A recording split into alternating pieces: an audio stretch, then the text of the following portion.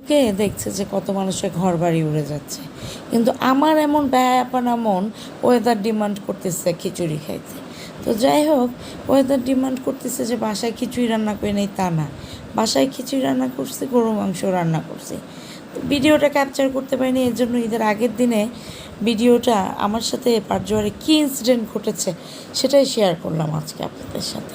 কী incident ঘটেছে সেটা তো পরে বলবো।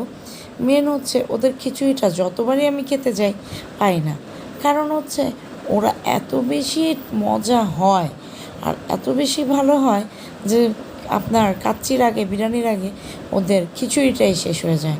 প্রত্যেকবারই খাসির বিরিয়ানি বা আপনার গরুর মাংসের বিরিয়ানি যেটাই আমি চাই নাই।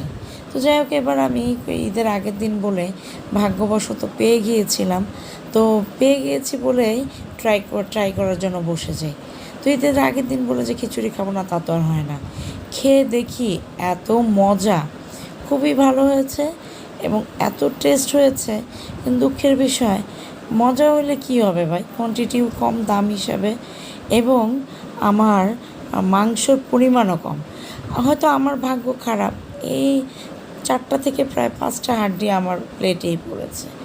তো পাওয়ার পরে আমি ভাবলাম যে ঠিক আছে, যেহেতু আমার কপালে 4টা-5টা হাড্ডি পড়েছে, আমার বাচ্চাটার জন্য একটা খিচুড়ি অর্ডার দিই, হয়তো আরও বেশি তখন মাংসটা দেখে দেবে।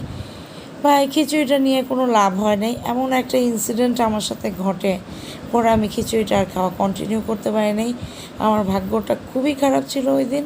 খিচুড়ি তো ঠিকই নিয়েছি, কিন্তু শেষ করতে পারিনি। তো শেষ করতে পারিনি, পরে এগুলো খাওয়াও হয়